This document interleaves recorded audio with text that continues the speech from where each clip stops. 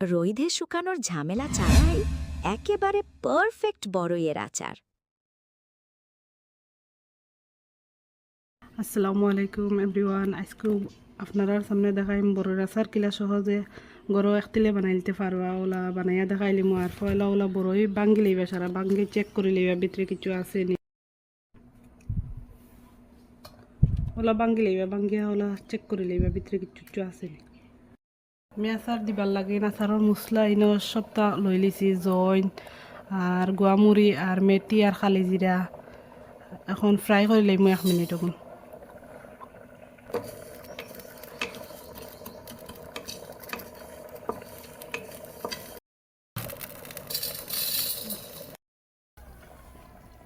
দিলাইলাম তেল তুরা। এখন তোরা মরিচ বাজি লাগবে।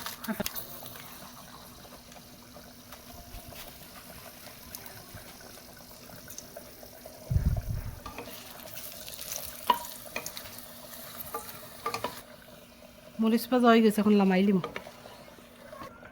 আচারের পরিমাণ মতন দিলাই এখন তেল গরম করবার লাগে, হৈরর তেল দিয়া।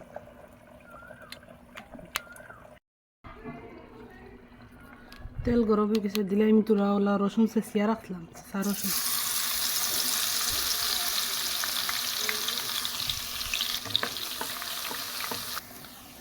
রসুন ব্রাউন কালার হয়ে গেছে, এখন দিলাম বড়ই।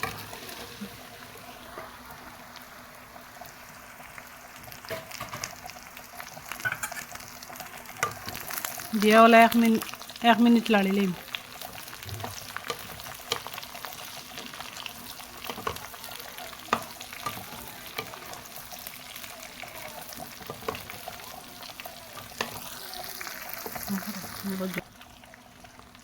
ওলা 1 চামচ দিলাম মরচর গুঁড়া,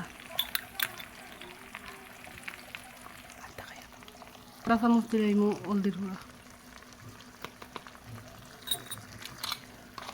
মরিচের গুঁড়া 1 চামচ দিলাম বাখর গুঁড়া। দিয়া পরিমাণ মতন নিমখ দিলাম। আমি টেঙ্গা আচার বানাই আর লাগে চিনি ব্যবহার করিয়ান না। গ্যাসের আগুন মিডিয়াম রাখিয়া ওলা 1 মিনিট লাড়ি লইবা। ফ্রাই প্যান আর এখন বইছে, অন্য তেল তুরা গরম করলে আচারর লাগিন। আর হিনো দিছি আমি আচারর পরিমাণ মতন তুরা দিয়া বাজিবার লাগিন। এখন গরম করি আর উফরে ডালবার লাগে, দিলেই আর তেল।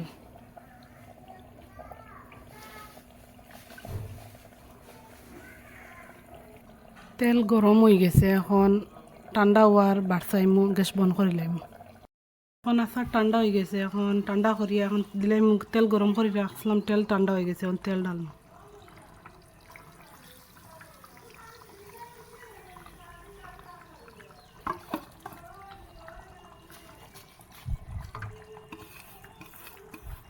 শুকনা মরিচ দিলাইছি, আমি দেখানি আপনারা ইন্তরে দেখাইছি না। আচারের মশলা পাউডার করে লাইছি, এখন তেল ঠান্ডাও হয়ে গেছে, এখন দিলাই ঠান্ডা হওয়ার বাদে দিবা আচারের মশলা, আর নাই আচারের সেন্ট হইতো না মশলার। দিয়া তোরা ভিনিগার দিলাই আচার বালা থাকতো করিয়া। আপনারা ওইলা প্রসেসে আচার দিয়া দেখবা, বছর দিন বালা যাইব, আর বেশও যাইব। একবার করে ট্রাই করে দেখবা। এখন ওলা সব মিক্স করে লইবা সুন্দর করিয়া,